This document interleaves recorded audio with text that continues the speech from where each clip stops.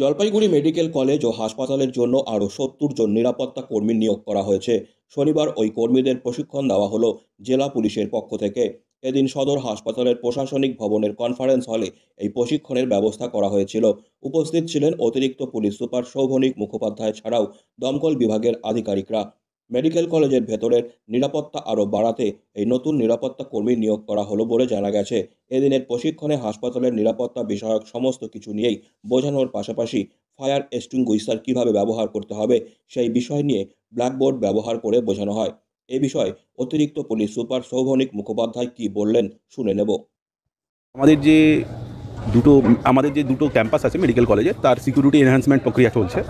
এই জন্য নতুন ৭০ জন সিকিউরিটি গার্ড ওনারা মহিলা এবং পুরুষ নিয়োগ করেছেন। সেই যেসব সিকিউরিটি গার্ড নতুন নিযুক্ত হয়েছে তাদের ট্রেনিং চলছে পুলিশের তরফ থেকে।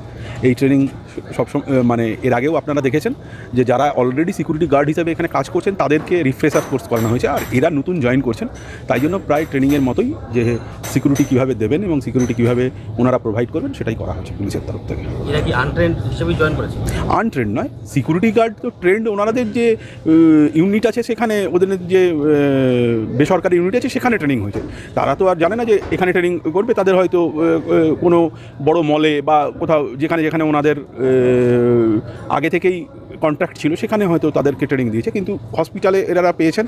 সেই জন্য যে সিকিউরিটি গার্ড হিসাবে জয়েন করার জন্য যে প্রথাগত ট্রেনিং সেটা ওনাদের যে ইউনিট আছে তারা দিয়ে দিয়েছেন, কিন্তু এইখানে বিশেষ করে হসপিটালের সিকিউরিটি গার্ড কীভাবে করবেন সেটা নিয়ে পুলিশ ওনাদের কোর্স করাচ্ছে।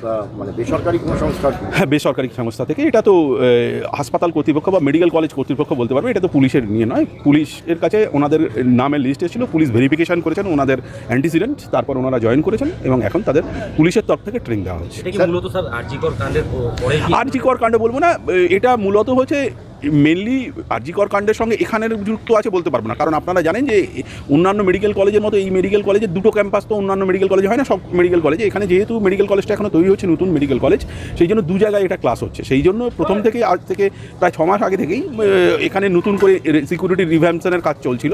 কারণ আপনারা জানেন যে নতুন যে এসএসএইচ বিল্ডিং আছে, সেই এসএসএইচ বিল্ডিংয়ের সামনে নতুন 10 তলার অনেকগুলো বিল্ডিং হচ্ছে, পুরো মেডিকেল কলেজটা ওখানে চলে যাবে। সেটার জন্যই তো এদের আগে থেকেই সিকিউরিটি গার্ড নেওয়ার, আরও এক্সট্রা সিকিউরিটি গার্ড নেওয়ার কথা ছিল, এবং সেই অনুযায়ী ওখানে নতুন করে সিসিটিভি লাগানো সেটার কথা ছিল। এবার নিশ্চয়ই কিছু ঘটনার প্রেক্ষিতে আরও বেড়েছে হয়তো, সেটা বলতে পারি, কিন্তু ওর জন্যই যে এখানে হচ্ছে এটা আমি সরাসরি বলতে পারবো না। স্যার, মেডিকেল কলেজে একটা থানা, পুলিশ থানারও একটা? হ্যাঁ, পুলিশ থানা তো হয়েছে অলরেডি। ওখানে আপনারা জানেন ওসি আছেন এবং ওসি টিওপি আছেন, এবং আগে যেরকম মেডিকেল কলেজে 8 জন বা 2 জন করে অফিসার থাকতেন, এখন সেটা প্রায় 10-12 জন করে কনস্টেবল এবং 2-3 জন করে অফিসার থাকছেন। রাত্রির বেলা আপনারা জানেন যে স্পেশাল পুলিশ পেট্রোলিং চলছে, এবং আপনারা দেখেছেন যে পিঙ্ক পুলিশ পেট্রোল এবং উইনার স্ট্রিম, এগুলো হসপিটালে রাত এবং সকাল সবসময় অপারেশন আওয়ার সবসময় ঘুরে বেড়াচ্ছে। Disclaimer. This channel may not promote any violent, harmful or legal activities. All content provided by this channel is meant for an educational purpose only.